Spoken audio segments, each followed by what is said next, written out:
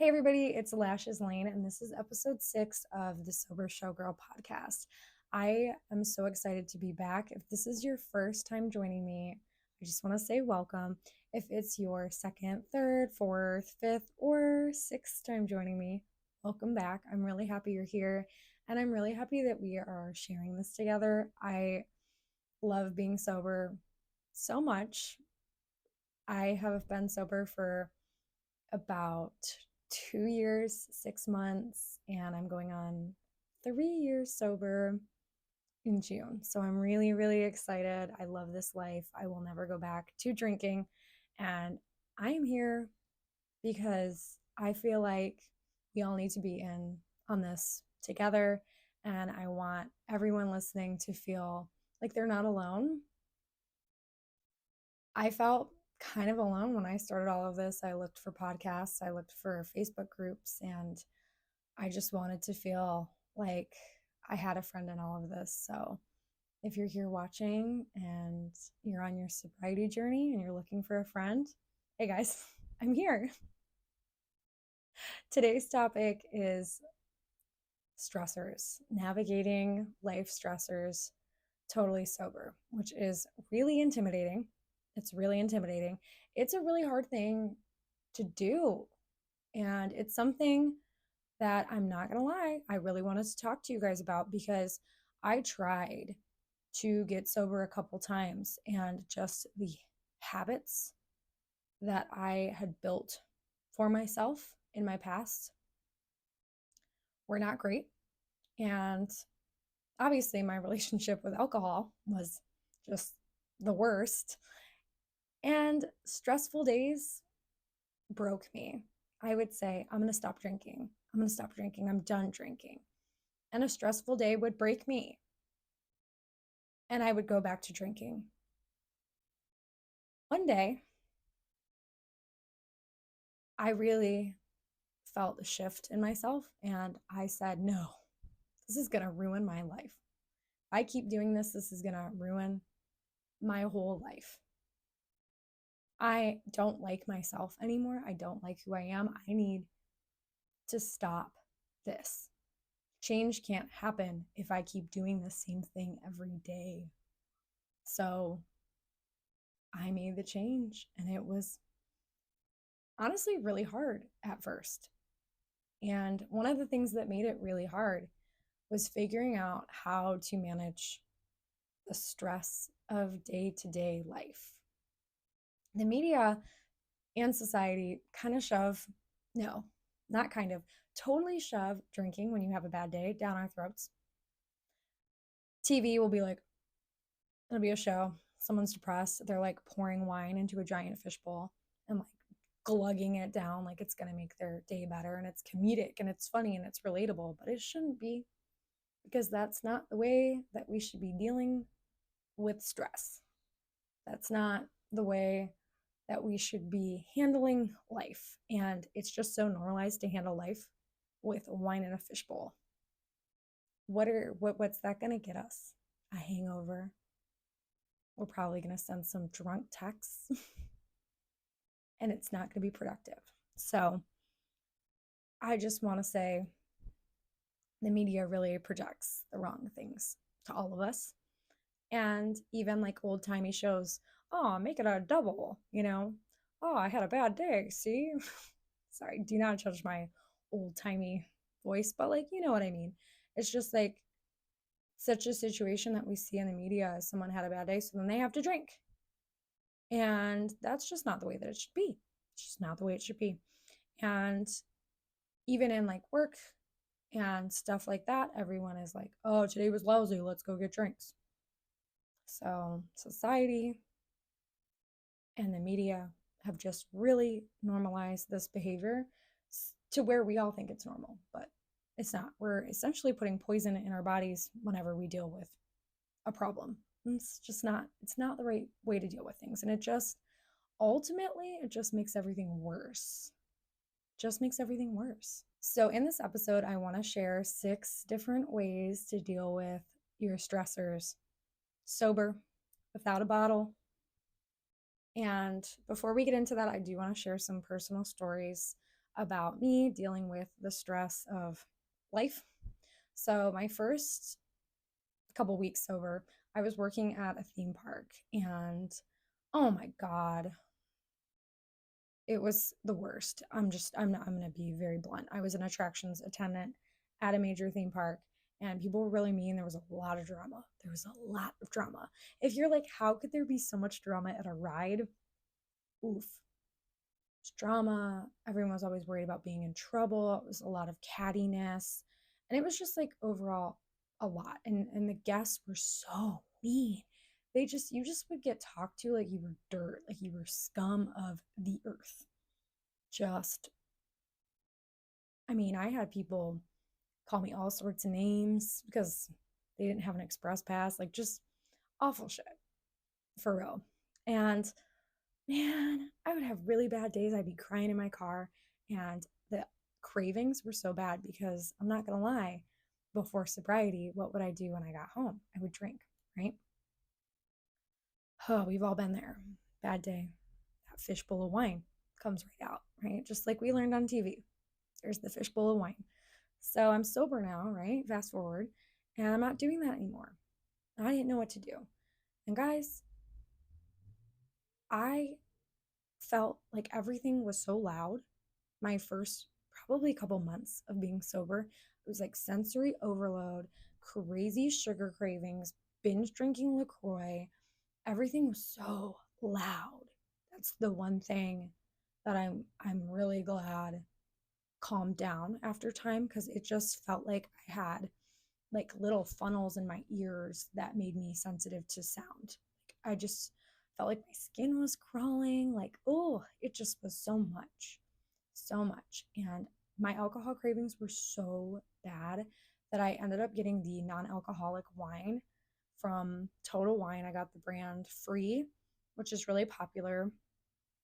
And I stocked up my fridge with it, and I would have it after work because it was something that I associated so closely with a bad day, you know? And I remember getting the red one and putting like some ice cubes in it. And it tasted kind of the same as wine, except like obviously a little juicier. It tasted a little more like juice. But just the feeling of having a glass of wine, I felt like, I don't know, it like helps my cravings a lot. And that's not how it works for everybody. But I would have like a glass of alcohol free wine after my bad days at work. And it really kind of helped me transition into being able to cope without even a replacement drink. You know what I mean?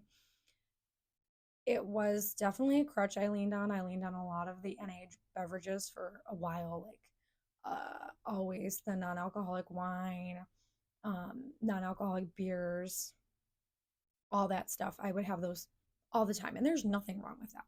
There's nothing wrong with that. But I felt like I needed that. And I just didn't want to like switch from being like addicted to alcohol. And now I feel that same addiction to like alcohol free wine. I don't know if that makes sense. Like, it's not like it's going to get you drunk or anything.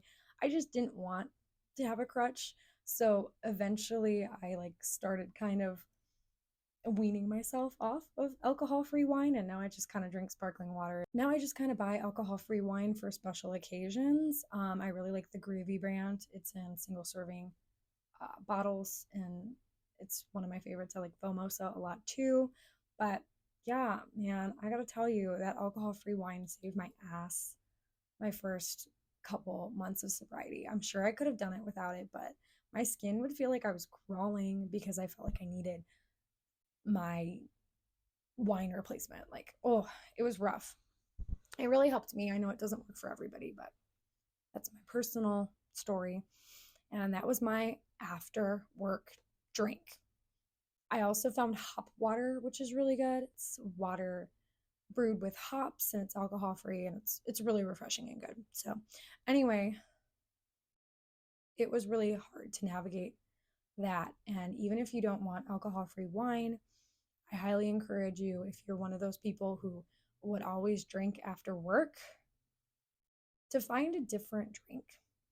Find a different drink. We're going to talk about that a little bit more in detail But my next story is a more recent one. So, again, I've been sober for about 2.5 years. And I did say I was going to go into detail about this situation that just happened in my last episode.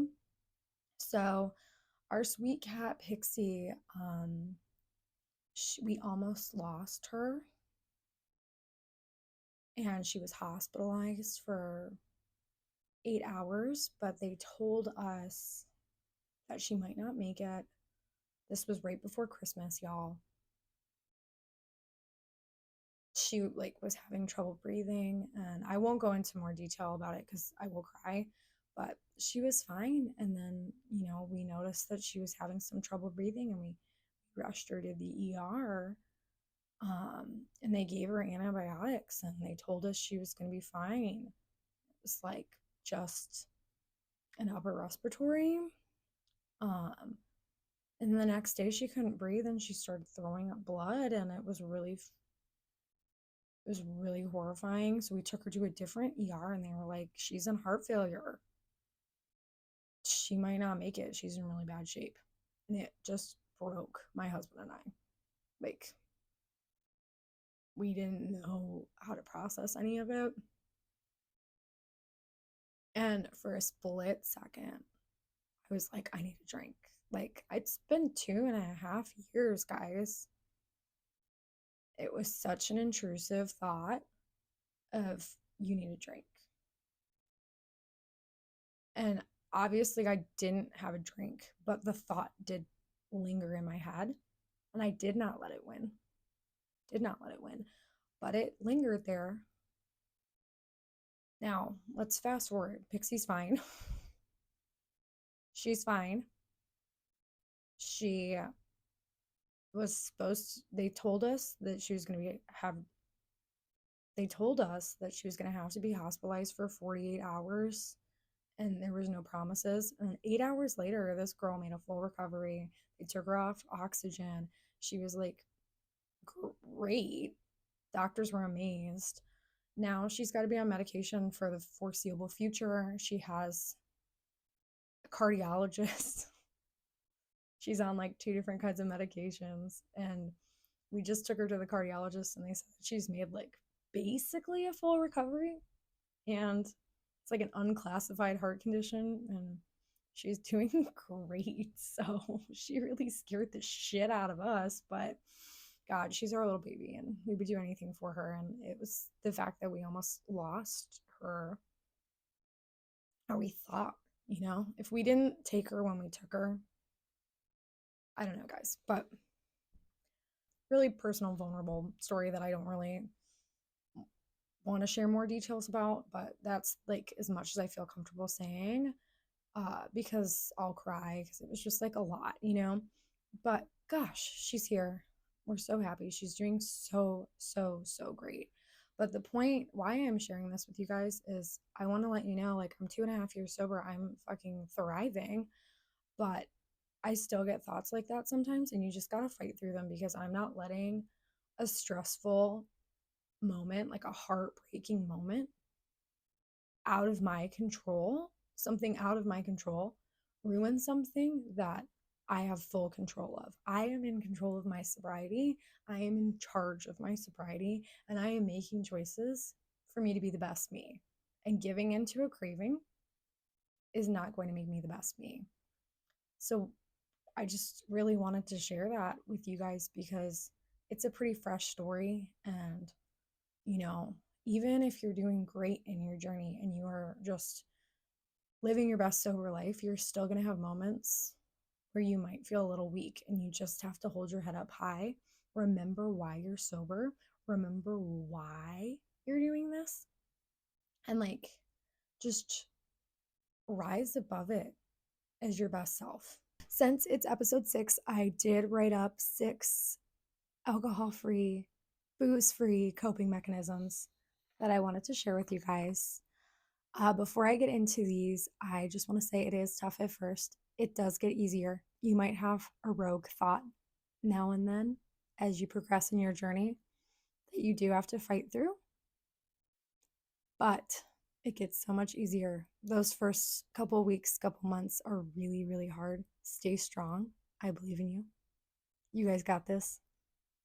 But it does get easier. Number one, and I have touched on this quite a bit, but it is to find a different drink to have as a comfort. There's these really awesome drinks called Mood. I've seen them at Target, but they have like L-theanine in them, and they're supposed to be like a nice, relaxing drink. There's a lot of fun Ollipops out there. That's my personal favorite right now. I kind of switched off of most of the alcohol-free wine for now, and because I'm obsessed with Ollipops. I'm obsessed. And then kombucha too. I'm really into kombucha. So find a different drink that brings you comfort and happiness. Mine right now is the ginger ale Ollipop and the cream soda Ollipop and the strawberry vanilla Ollipop. Those are my comfort drinks right now. If I have a bad day, I go get an Ollipop. That's what I do now. They are so good. Number two is find a hobby that brings you a zen kind of feeling. So for me, I've always really liked to cook, but after getting sober, I feel like I really started becoming like a chef. And I have just grown so much in my culinary skills. Being in the kitchen, I feel like I have just full control over everything and I can really create. And it's something so separate from burlesque. I'm not making money from it. It's not monetized. It's just something I enjoy. So find something that isn't like a work thing that you can just like control and enjoy and relax. For me, it's cooking. I love cooking so much. I'm making a pad thai spaghetti squash dish right after I film this. I love cooking. Maybe you like knitting or crocheting or maybe something else. Sewing, cross stitch, playing a video game, literally any kind of activity that makes you feel like zen out. Do that for you because you deserve it. You deserve an activity that just makes you feel like you are like in control and in your element and happy. So if it's a video game, if it's cooking, if it's cross stitching, whatever you like to do, dive into that when you're stressed out and let yourself enjoy that thing because you're not in full control of life's stressors. Life is always going to throw us curveballs, and we're not in control of those. Life is just ever changing, always. It's changing right now. As I film this, it's just changing, changing, changing, and we can't control everything.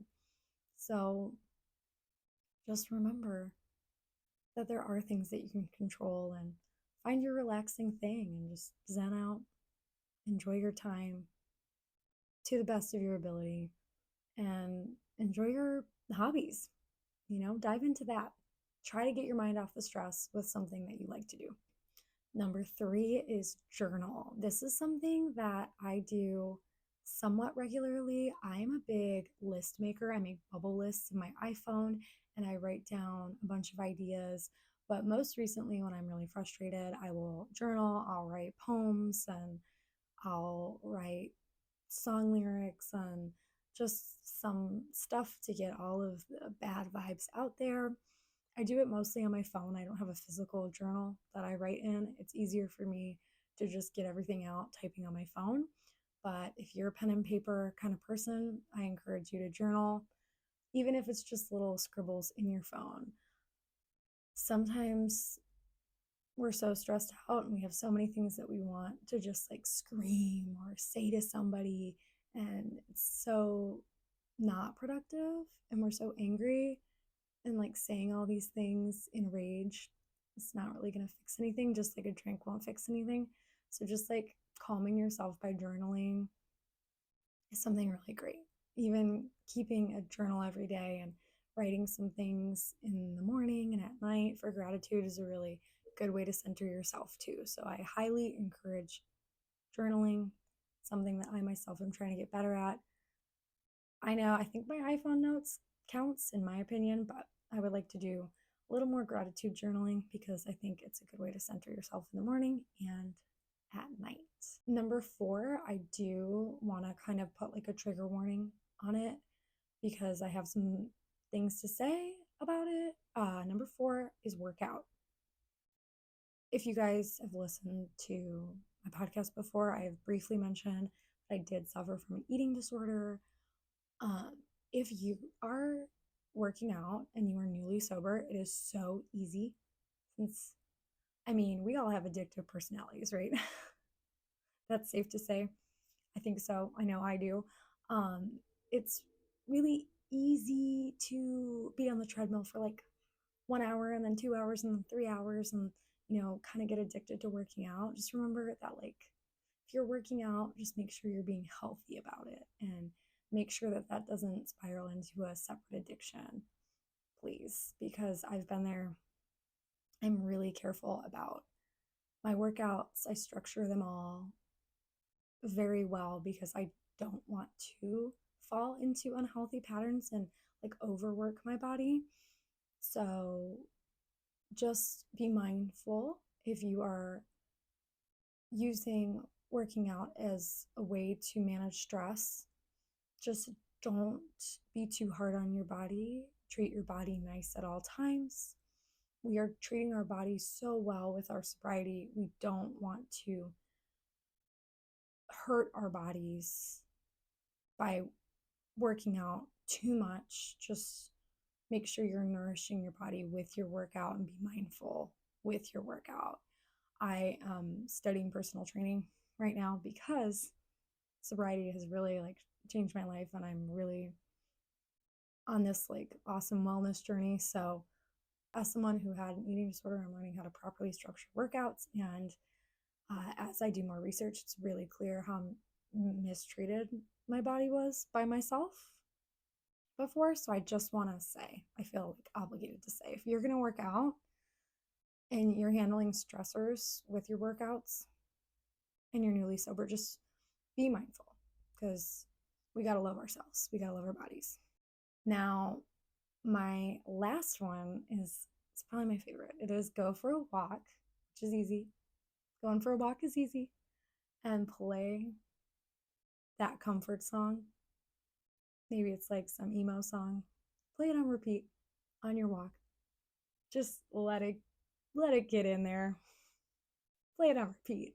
Or if you have a playlist, you can do that too. If you want to be extra, just play that one song on repeat in your headphones and go for a little walk. If you don't have a space where you can walk, maybe set a timer for 30 minutes and walk on the treadmill or walk in place around your house and just put that song on in your headphones. Put it on your room. That walking will probably end up being dancing, but let yourself just feel it. Feel your feelings. Feel it through music and just soak it up. Oh, did I say that was the last one? I actually have one more. So this one's kind of weird. It's kind of weird, but it is take a bath or a shower. This might sound so weird, but to me, when I am stressed out, there's nothing better than taking a hot shower or a hot bath with like some really nice relaxing lavender or a nice exfoliating scrub. I will just give myself a little spa moment in my shower. Sometimes I'll even lay in my shower if I don't want to take a bath, and I will just play music and just vibe and like just kind of live in that hot water and just get my thoughts together and literally wash all the bad stuff away.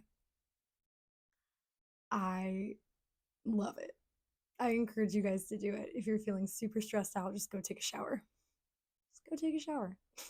You can cry in there too. Just feel all your feelings. I want to close this by saying it's okay if you're stressed out and you're feeling a lot of feelings. It's going to feel new to not have something numbing you. It's going to feel really new to have all of your senses again. It's going to feel bizarre. This is the way we're supposed to feel. We're supposed to have all these feelings. We're not supposed to have a bunch of sensory overload and stuff like that, but we're supposed to have feelings. We're supposed to have feelings. So we got to feel them. And even though it sucks when things are stressful or sad, we can't let life's curveballs win. We know why we're on this journey. We know why we're here. We have to stay strong and get through this because we absolutely can. We absolutely can. Give yourself grace if you're feeling overwhelmed, if you're feeling a lot of like crazy sensory stuff and everything feels really loud. Don't be embarrassed to get yourself earplugs. Don't be too hard on yourself if you need a couple extra naps, if you need to go to bed early, if you need some time away from social situations to heal, if you need to be a hermit and just like heal and stay home, it's okay. Give yourself grace. If it's like a social function and you feel really like guilty that you're not wanting to go, maybe don't go if you really are dreading it. And especially if it's going to be at a bar, don't go. Give yourself grace if you want to skip out on social situations. You're healing yourself. That's a lot. The people who get it, get it. People who don't, they're not in control of your journey. You are. I want to end this episode by saying that we are so much better without alcohol, and we are so much better at handling stress without alcohol. Alcohol really does make everything worse.